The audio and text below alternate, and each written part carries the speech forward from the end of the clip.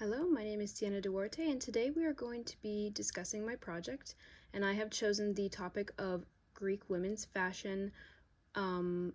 Pretty much everything I've gathered from the statues and from the art pieces, and I've compiled them into a 1950s-esque fashion catalog.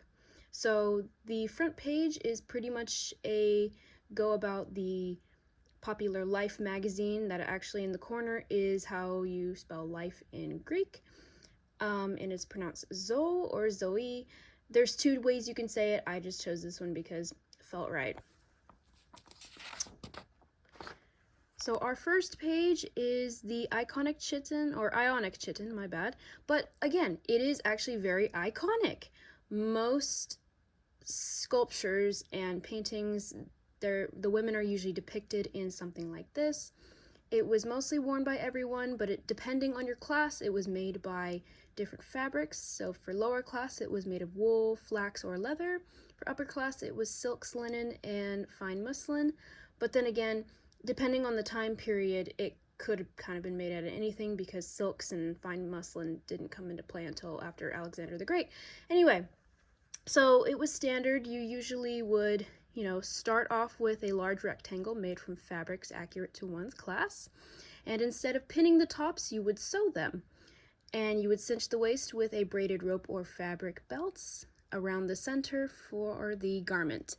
And it was usually, very flowy, but again, depending on your class, sometimes it wouldn't actually be as flowy, but it is a very iconic look.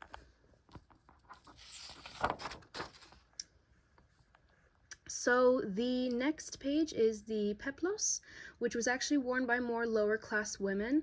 It was also worn by people who worshipped Athena, virgins, unmarried women, and ironically, also it was used as a wedding dress. These were usually made from heavier wools because it was for the lower class, and they were usually colored with bright saffrons and bright reds. And again, a lot of Greek statues and paintings depict them having white clothing. That actually wasn't fully true. Depending on what you were wearing, a lot of the Greek clothing had colors. So they would use color dyes from shellfish and insects and plants. And women usually liked colors like yellows, reds, light greens, grays, and purple. You can usually tell someone's class sometimes by the color they are wearing, purples usually being more high class, and also if you bordered your clothes. So back to the peplos. So it was very easy to put on. It was start with a large rectangle made from heavier fabrics, like I said, wool.